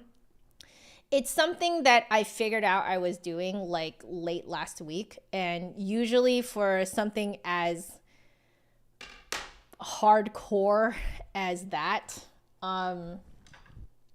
like that hardcore of a change, usually takes me about 2 months to really solidify. Now that I am practicing more than I used to, because I used to really only practice like 4 days a week. But now that I'm practicing like every day, that means that I will get in way more hours and time to solidify these kinds of things that I need to practice, which means that maybe I only need 1 month to get used to it. But yeah, I definitely have my work cut out for me, but that's okay. You know, makes for good struggle content. So, oh, steeping a cup of maple tea for everyone. How many of you guys have had maple tea? Because I do know that it's like a, you know, like Northeast American thing and primarily a Canadian thing. How many of you guys have actually had maple black tea? Because let me tell you, it is delicious and probably one of the reasons why I rehooked myself back onto caffeine. I mean, aside from, just me loving the taste and smell of coffee, but there was a time that I rehooked myself back onto like at least tea caffeine, and it was definitely because I bought, I think, a pound. Yeah, I think I bought a pound of maple black tea because when you buy it in bulk, it's a lot cheaper, especially if you're ordering from Canada. That is, you are ordering a Canadian product to be shipped outside of Canada, because I do not live in Canada. And yes, we ordered it from Canada.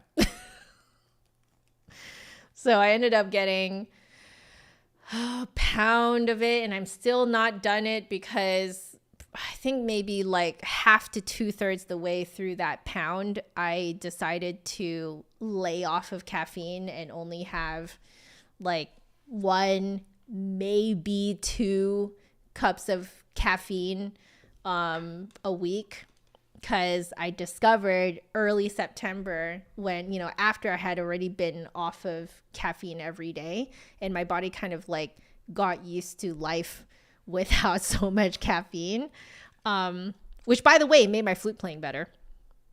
But yeah, it was bad. I had 2 lattes in a single week, and I got the worst caffeine withdrawal headache after the second one. My God, it was so bad. It was so bad. Do not recommend. Oh, my goodness. But anyway, for those of you guys who are still here, while I'm cleaning up, do you guys have any questions? Anything you want to ask? Anything you want my opinion on? I don't promise that I will, know the answer to everything, but I'd be very happy to share my experience if you guys want any, any little tidbits from me. But yeah, right now I am just blotting my pads because these days it's getting colder, and I noticed that with me blowing warm air into the flute, it is actually causing my flute to condense way more than usual. So to keep my pads in good working order, I am just blotting them before putting away my flute. Yeah. Okay, so now I need to do the ones on top here. It's always a little bit awkward to do this on camera because I'm trying to do it so that you guys can see what I'm doing. But it doesn't always work. I try. I would like to change up my camera setup sometime. My camera setup, like currently I have a camera like up here. And that's what you guys are seeing in this little cam over here. And you see what's on my desk, but I actually would love for it to be a fully top-down camera. And I do have I have a webcam that, can do that type of thing. So, well, I hope that I can pull that off someday. And then I was thinking it'd be really fun to have like my 2 nice cameras can be pointed at me, and then I can run a little timer so that it sort of switches between the 2 cameras every now and then, so that, it just kind of creates a little bit more visual interest for you guys while you're watching. Or maybe it might not even have to be a timer. I can just put it on different buttons and switch between camera angles, I saw a couple of other YouTubers doing that, or not YouTubers, but streamers doing that on Twitch. And I was like, oh man, that is actually a lot more visually interesting. And it kind of holds your interest, holds your focus a little better than just looking at, the same thing for a while. Okay. So Adam, is it a problem if you tend to create a little smile while you play the flute. That is actually dependent, as I found out, on your natural lip shape. So if you look at my natural lip shape when I'm just completely neutral, so no expression, do you notice that my lips, the edges, they point downwards? You see that? It points downwards. So when I play the flute, it is the best if the if my embouchure kind of reflects what my natural neutral lips are doing, you know? And you see, so that's my like flute embouchure. And it's fairly close to my neutral lip shape, right? Some people's lips, because you'll see that like my top lip is wider, not bigger, but wider than my lower lip. And that's why the ends kind of point downwards. You see that? You see how my top lip is wider than my bottom? So that's why the edges point downwards. But I have some students whose lower lips are wider than their top lip. And with your lower lip wider than your top lip, at least I noticed that when they're in their completely neutral state, the edges of their lips point upward.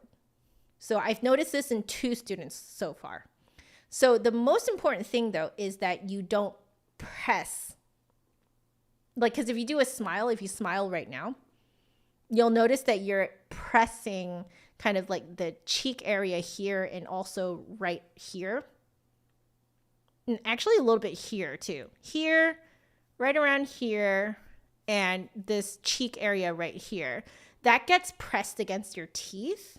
And when that happens, you block a lot of, like, you kind of cut off a lot of potential space in your mouth that you can use to resonate the note. And that is what can cause your sound to sound kind of like a little like resistant or stuffy or just not very free sounding. Like it sounds very forced as a result. So yeah, you can kind of take a look in the mirror to see what your neutral lip shape is. And then you want your lip embouchure, like your flute embouchure, to be as close to that as possible. Hello, Courtney. Welcome, welcome. So do I have any advice for older students that are relearning the flute after an injury? Well, okay. It depends on what kind of injury that is, right? And I always tell my students, I am not a physical therapist. I am not a doctor. So please be under the watchful gaze of your doctor, your physical therapist, whoever it might be. Make sure you're getting sound medical advice of whether or not you should even be playing the flute at this time. And then once you get the go-ahead from your professional, your medical professional, then what I tell students to do is, especially if you're recovering from an injury, don't practice that much, okay? You want consistency. You don't necessarily want a lot of it. Does that make sense? So like you want to maybe practice the flute 3 times a week, but each time maybe let's start with only 15 to 20 minutes. That's it, you know? And then you can kind of feel it out over time, like when is a good time for you to increase how long you practice. You'll notice that this is basically essentially like figuring out or working yourself back up to being able to work out regularly. In the beginning, you really can't do too much at once, but you should do it consistently.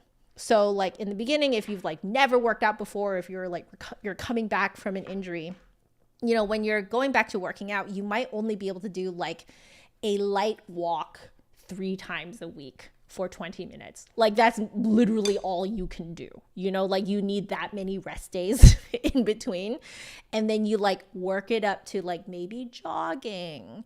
And then you work it up to maybe like, let's try 4 days a week, you know, and you continue the 20-minute thing, right? And then maybe you're like, okay, maybe now I can extend it to 30 minutes a time. You do the exact same thing on the flute, actually. Now, in terms of the type of injury that you're sustaining, you have to kind of figure out what has it done to your posture, right? And you might need to figure out a new posture with your teacher. If something has happened in your mouth, so like any sort of dental work, what I find is that it essentially changes like how the sound resonates in your head. And it changes the behavior of like where your air spins in, where your air goes in your mouth. And because it does that, wait, no, I'm going to leave this out a little bit to dry for a few minutes fully before I completely close the case. But yeah, what I have found working with students who have or are recovering from something in their mouth, some sort of dental work happening in their mouth, some students want to change instruments entirely because their instrument doesn't match them anymore. Some students opt to just get to know their flute again with their new mouth, basically. So, you know, we figure it out using harmonics and stuff like that.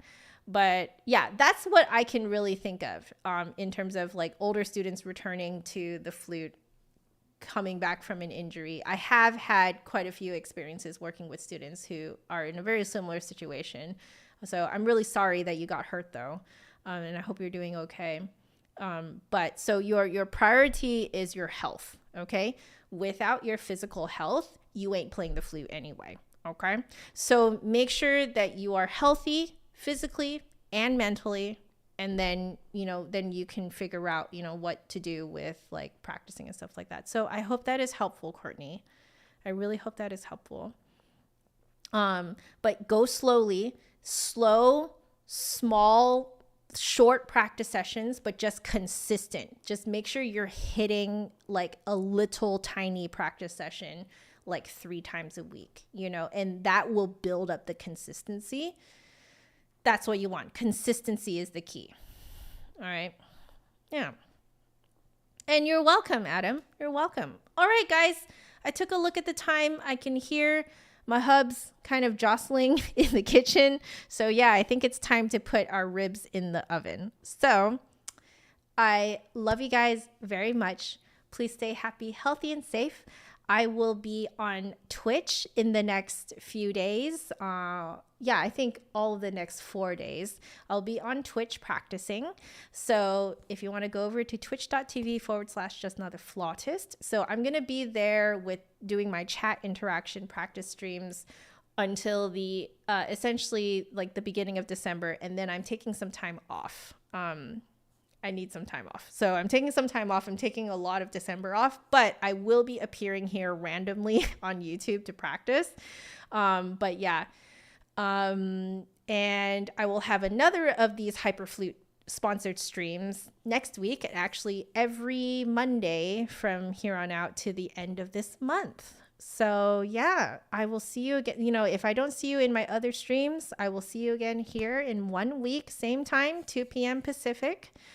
There we go. My bot just very, very conveniently put in to subscribe, like, and hit that bell to be notified of when I live stream next. And yeah, I hope you guys have a lovely day. Take care of yourselves, okay? And I love you all very much. All right. Laters, guys. Bye-bye.